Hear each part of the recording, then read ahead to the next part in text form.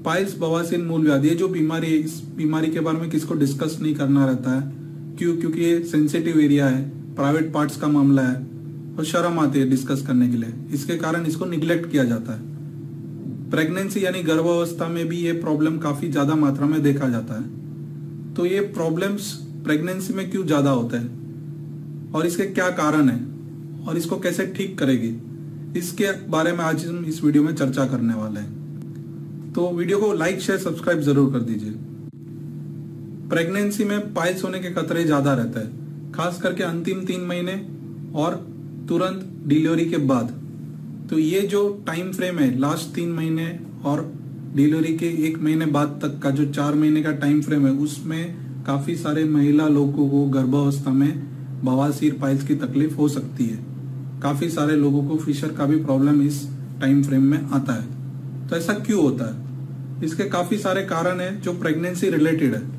सबसे पहला कारण कि जो ब्लड सर्कुलेशन बढ़ जाता है, बेबी का जो ग्रोथ है उसके कारण महिलाओं के जो सर्कुलेशन में जो ब्लड फ्लो बढ़ जाता है, उसके कारण प्रेशर ज्यादा रहता है, जिसके कारण खून की नसें फूल जाती है और इसके कारण बवासीर होने के चांसेस ज्यादा रहते हैं। दूसरा कारण है हार्मोन्स।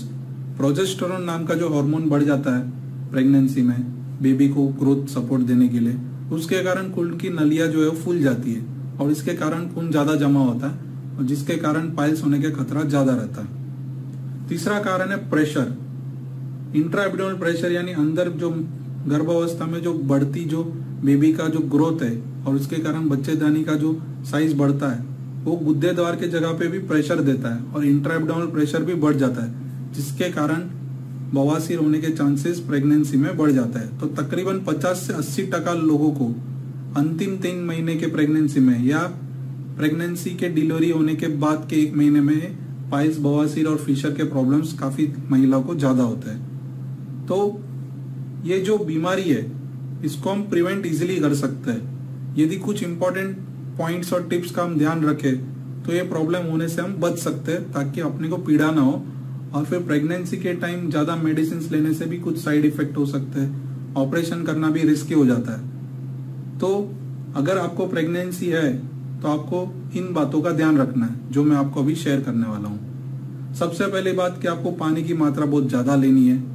यदि आपको ब्लीडिंग होता है या फिर कब्ज की तकलीफ है तो आपको तुरंत आपके गायनेक डॉक्टर को और एक जनरल सर्जन को तुरंत दिखा देना है। आप खाने पीने में सुधार कर सकते हैं जिसमें फाइबर डाइट ज्यादा ले।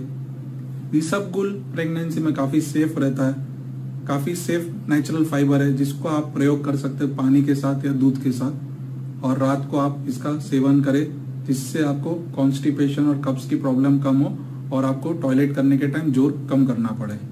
यदि आपको ज्यादा तकलीफ है तो आप गर्म पानी का सिकाई कर सकते हैं, 3-4 मिनट से ज्यादा नहीं, और वो भी हल्का गर्म पानी, ज्यादा हैवी गर्म पानी नहीं। या फिर आइस पैक्स यूज कर सकते हैं इनल एरिया के पास, गुद्देदार के रास्ते के आजू बाजू में अगर दर्द ज्यादा हो रहा है तो इसका भी आप प्रयोग कर सकते हैं। कुछ ऑइंटमेंट्स और क्रीम्स आती है जिसमें लॉक्स2 जेली यानी लिग्नोकेन जेली काफी सेफ है, जो प्रेगनेंसी के टाइम भी आप यूज कर सकते हैं यदि आपको फिशर की तकलीफ है तो।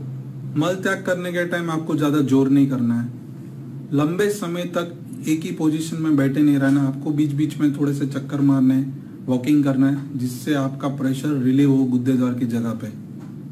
यदि आप लंबे टाइम तक बैठे रहते हैं तो भी आपके गुद्दे द्वार की जगह पे प्रेशर बढ़ता है, तो इसके कारण आपको एक साइड लेटना है और बीच बीच में आपको वॉक करना है। तो ये कुछ बेसिक टिप्स और इन्फॉर्मेशन है जिससे आपको पाइल्स की तकलीफ कम हो सकती है। यदि आपको तकलीफ फिर भी ज्यादा है तो वापस आपको आपके जनरल सर्जन को दिखाना जरूरी है, क्योंकि हम नहीं चाहते कि आप कोई भी रिस्क लो और ऑनलाइन ट्रीटमेंट के भरोसे आप अपनी ट्रीटमेंट चलाओ। वीडियो को लाइक शेयर सब्सक्राइब जरूर कीजिए। आपके सवाल कमेंट सेक्शन में टाइप कीजिए।